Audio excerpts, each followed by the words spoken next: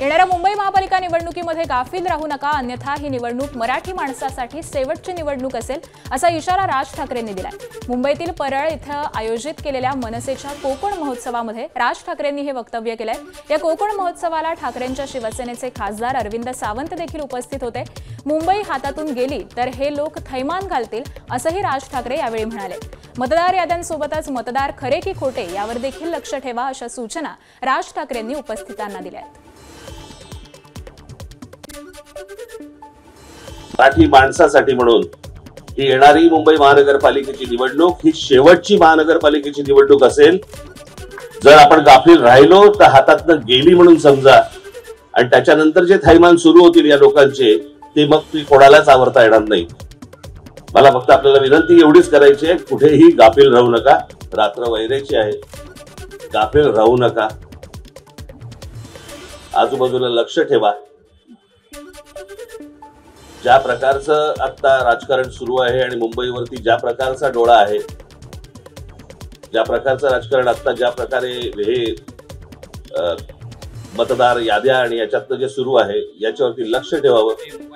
आपल्या आजूबाजूला कोण मतदार खरे आहेत खोटे आहेत याच्यावर देखील तुमचं लक्ष असणं गरजेचं आहे, आवश्यक आहे। बारामती नगरपालिका निवडणुकीमध्ये आमच्या उमेदवारांवरती दबाव टाकत असल्याचा आरोप शरद पवारांच्या राष्ट्रवादीचे नेते युगेंद्र पवारांनी केलाय। आमच्या विरोधात मोठी शक्ती आहे असं म्हणत युगेंद्र पवारांनी नाव न घेता अजित पवारांकडे बोट दाखवलंय। आमच्या उमेदवारांना प्रत्येकी 20 लाखांची ऑफर दिली जात असल्याचा आरोप देखील युगेंद्र पवारांनी केलाय। लोकसभा आणि विधानसभा निवडणुकीच्या वेळी जे झालं तेच आता नगरपरिषद निवडणुकीत होत असल्याचं युगेंद्र पवार म्हणाले।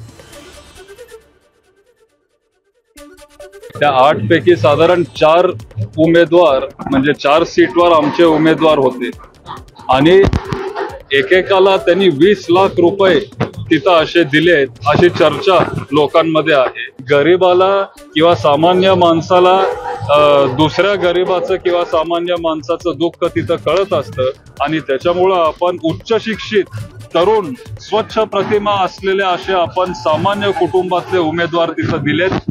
त्यांनी दबाव पण आणला ह्या अशा लोकांना।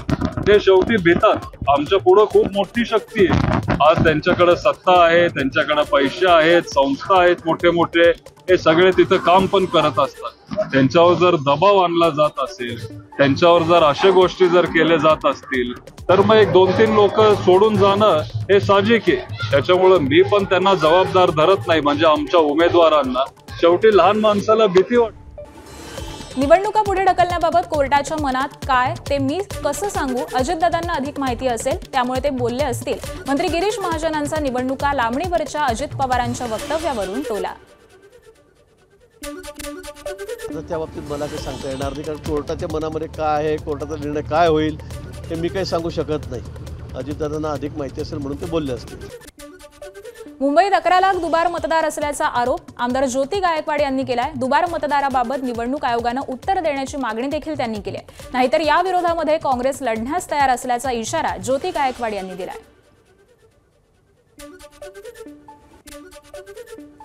नगरसेवकाचं इलेक्शन बघितलं तर हे जे निवडणूक जिंकणं आणि हारणं हे खूप कमी मतावर अवलंबून असतं। ह्यामध्ये 2 अंकी सुद्धा ह्याच्या संख्येमध्ये माणूस जिंकू शकतो आणि हारू शकतो। आणि अशा परिस्थितीमध्ये जर हे लाखामध्ये जर मतदार आपल्याला दुबार दिसत आहेत तर ह्याच्यावर आपल्याला नक्कीच प्रश्नचिन्ह उभं करणं आवश्यक आहे आणि ह्या निवडणूक आयोगाला नक्कीच ह्याच्याबद्दल उत्तर देणं अपेक्षित आहे। आणि जर उत्तर नाही दिलं तर काँग्रेस यासाठी न्यायासाठी लढण्यासाठी तयार आहे। कोपरगाव नगरपरिषद निवडणुकीमध्ये नवीन ट्विस्ट पाहायला मिळतोय। भाजप आरपीआय मित्रपक्ष आघाडीच्या उमेदवारांनी राष्ट्रवादीच्या नगराध्यक्ष पदासह नगरसेवक पदाच्या एकूण 29 उमेदवारांच्या निवडणूक अर्जावरील दस्तावेजावरती स्वाक्षरी नसल्याचे आरोप करत आक्षेप घेतलाय।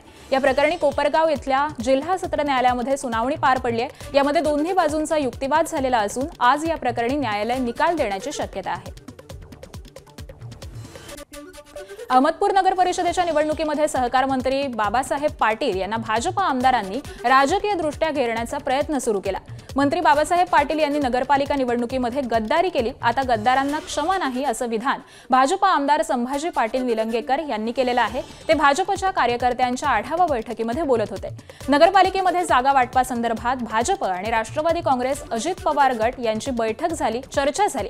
मात्र ऐनवेळी सहकार मंत्री बाबासाहेब पाटील यांनी स्वतंत्रपणे निवडणूक लढवण्याचा निर्णय घेत भाजपला धोका दिला असा आरोप संभाजी पाटील निलंगेकर यांनी केला। आपल्या कार्यकर्त्यांची अपमान करण्याचं काम त्या भागातल्या नेत्यांनी केलं। आम्हाला वाईट वाटलं, सगळं ठरलं, आपल्याकडनं एबी फॉर्म घेतला, सगळं झालं आणि नंतर सगळे एबी फॉर्म घेतले, जाऊन देऊन टाकले काँग्रेस आणि राष्ट्रवादीच्या ताब्यामध्ये। हे चुकीचं झालं। त्याचा बदला तुम्हाला घ्यावा लागेल, भारतीय जनता पार्टीच्या माणसाला निवडून आणावं लागेल। मुंबईचं शांघाय करू आणि कोकणचं कॅलिफोर्निया करू अशी आश्वासनं आपण निवडणुकीच्या निमित्तानं याआधी देखील ऐकलेली असतील। अशाच आश्वासनांमध्ये आज आणखी एक भर पडली आहे। पुण्यातील इंदापूरमध्ये कृष्णा भीमा विकास आघाडीच्या पॅनलला निवडून द्या, इंदापूरची दुबई केल्याशिवाय राहणार नाही असं आश्वासन रासपाचे नेते महादेव जानकर यांनी दिलंय।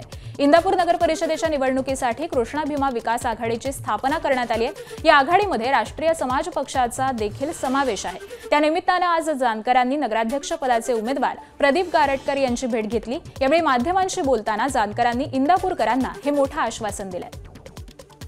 या माणसावर समाज कमी असल्यामुळेच अन्याय झाला, त्यात बाकी कुठल्या पक्षाने केला काय करण्यापेक्षा हा माणूस उत्कृष्ट संघटक आहे, प्रशासक चांगला आहे। माझी इंदापूरच्या जनतेला हात जोडून कळकळीची विनंती आहे की ह्या प्रदीप गारटकरांना तुम्ही नगराध्यक्षाचा उमेदवार करून ह्याचं पेनॉल त्यांच्या नेतृत्वात ह्यांच्या हातात सत्ता देण्याचा प्रयत्न करावा।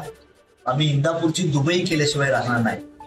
इंदापूरचा डेव्हलपमेंटच्या दृष्टीनं प्लॅनिंग करण्याच्या दृष्टीनं आम्ही कमी पडणार। राजधानी दिल्लीतील लाल किल्ल्याबाहेर झालेल्या स्फोटानंतर तपास यंत्रणांचा तपास सुरू आहे।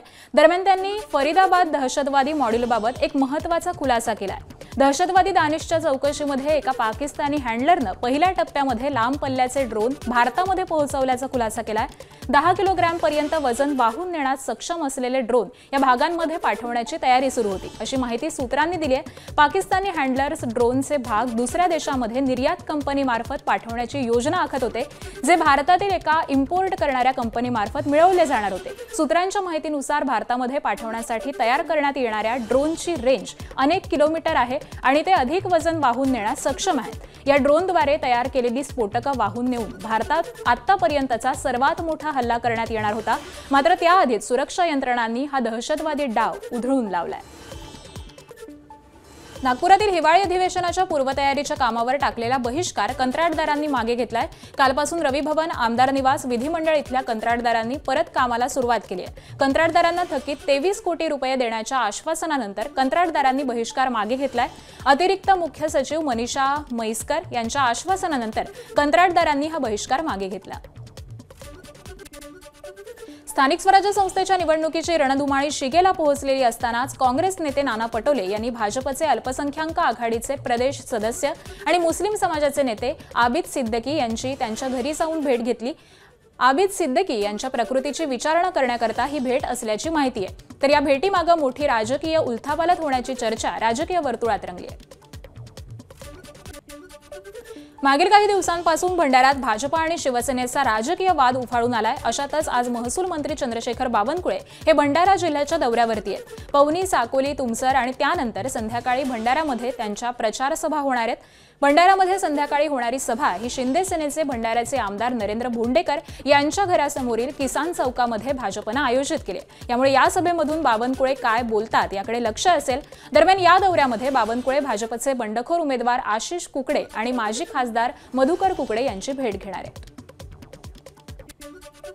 सांगोला नगर परिषदेच्या निवडणुकीत महायुतीतच कुस्ती रंगली आहे। शिंदेंच्या शिवसेनेविरोधात भाजपच्या जयकुमार गोरेंनी पॅनल उभं केलंय।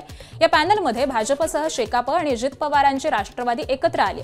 त्यावरून शिंदेंच्या शिवसेनेचे शहाजी बापू पाटील यांनी विधानसभा निवडणुकीचा दाखला देत भाजप विरोधात टीकेची झोड उठवली आहे। उपमुख्यमंत्री शिंदेंच्या उपस्थितीत झालेल्या सभेमध्ये शहाजी बापूंनी पुन्हा भाजपवर निशाणा साधलाय। भाजपनं माझं कंबरडं मोडलं हे मला विधानसभा निवडणुकीआधीच माहिती होतं, तरीही मी टीका केलेली नाही, शांत राहिलो असं शहाजी बापू पाटील म्हणाले। त्यासोबतच त्यांनी विरोधातील पॅनलवर देखील निशाणा साधला। त्यानंतर शिंदेंनी देखील शहाजी बापूंबाबत वक्तव्य केलं। शहाजी बापूंना मित्रांनी धक्का दिला, पण मी त्यांच्या पाठीशी आहे असं शिंदे म्हणाले।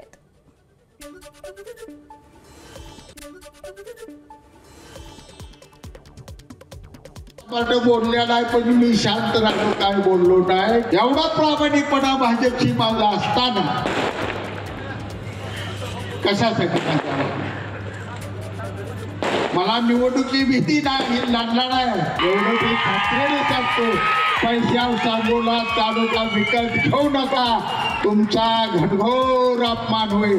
पेटवून उठलं तर सरळ काय कुणाला जाऊ नका. धपकवत आहे मला धपकवत आहे. महाराष्ट्र मला घाबरतो आणि सुप्रीताची माकडं आले की मला धपकवतो. युवाशी खेळण्याचं काम बापूंनी लोकसभेच्या निवडणुकीत केलं आणि महायुतीच्या उमेदवाराला इथून 15,000चा लीड दिला आणि तुम्ही 15,000चा लीड दिला. असं बापू आहे. म्हणजे आधी लगीन कोंडाण्याचं मग माझ्या रायबाचं. तुमचा कार्यक्रम केला असं त्यांना वाटत असेल, पण तुमच्या मागं हा एकनाथ शिंदे उभा आहे आणि बापूकडे श्रद्धा सबुरी आहे. आणि बापू हा लोकांमधला आहे. बापू हळवा है. सत्य परेशान हो सकता है लेकिन पराजित नहीं हो सकता. कोल्हापुरात काल उपमुख्यमंत्री एकनाथ शिंदेंची सभा पार पडली. या सभेमध्ये एकनाथ शिंदेंनी ठाकरेंच्या शिवसेनेवरती जोरदार हल्लाबोल केलाय. मी मुख्यमंत्री झाल्यापासून माझ्या विरोधात नेहमी आरोप करण्यात आले. शेतकऱ्याचा मुलगा मुख्यमंत्री झालेला त्यांना पसंतच नाही. त्यांची पोटदुखी, जळजळ, मळमळ अजूनही जात नाही, अशी टीका ही उपमुख्यमंत्री एकनाथ शिंदेंनी केली. मी तर अहंकाराची भाषा कोणासाठी बोलत होतो आज, कालच नाही बोललो. मी मुख्यमंत्री झाल्यापासून जे माझ्या विरोधामध्ये नेहमी आरोप प्रत्यारोप करत असतात, सर्वसामान्य माणूस, शेतकऱ्याचा मुलगा मुख्यमंत्री झालेला ज्यांना पसंतच नाही, त्यांना अजून पण हजम होतच नाही, त्यांना म्हणजे पोटदुखी अजूनही ती जळजळ मळमळ निघते, त्यांच्याबद्दल मी बोललो. आणि अहंकार किती असावा, गर्व किती असावा, द्वेष किती असावा आणि घमंड किती असावी या बाबतीमध्ये मी बोललो. त्यामुळे युती म्हणून आम्ही लढतोय. एबीपी माझा, उघडा डोळे बघा नीट.